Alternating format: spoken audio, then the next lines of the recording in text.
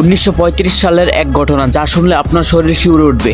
সমুদ্র থেকে ধরা হয়েছিল একটি টাইগার শার্ক এবং সেটিকে নিয়ে যাওয়া হয়েছিল একটি বড় অ্যাকুরিয়ামে। তবে অ্যাকুরিয়ামে প্রবেশের পরপরই শার্কটি আচমকা বমি করে। বমির মধ্যে থেকে বেরিয়ে আসে একটি মানুষের কাটা হাত। প্রথমে ধারণা করা হয় হয়তো শার্কটি সমুদ্র তটে কোনো সাঁতারুর উপর আক্রমণ করেছিল, কিন্তু কাটা হাতটি তদন্ত করার পর এক চমকপ্রদ এক তথ্য প্রকাশ পায়। এই হাত আসলে শার্কটির মূল শিকার ছিল না।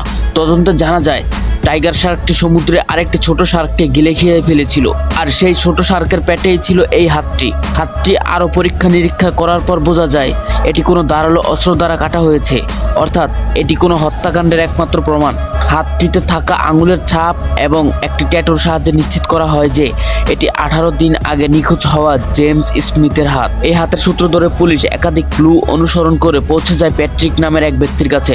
জানা যায় অর্থের লোভে এই ব্যক্তি স্মিথকে হত্যা করে তার দেহ টুকরো টুকরো করে সমুদ্রে ফেলে দিয়েছিল, আর সেই দেহের একটি অংশ অর্থাৎ এই কাটা হাতটি তার শরীরের বাকি অংশের প্রতিশোধ স্বরূপ এই লোকটিকে জেলে পাঠিয়ে দেয়। এই ঘটনা শুধু একটি শার্কের অদ্ভুত আচরণের গল্প নয়, এটি একটি রহস্যময় হত্যার সমাধান এবং ন্যায় বিচারের এক চমৎকার উদাহরণ। কমেন্ট বক্সে আল্লাহ লিখে যাই, আর আল্লাহকে ভালোবেসে অবশ্যই চ্যানেলটি সাবস্ক্রাইব করে দিবেন এবং পেজটি ফলো করে দিবেন। ভিডিওটি ভালো লাগলে একটি লাইক দিয়ে দিবেন। ধন্যবাদ।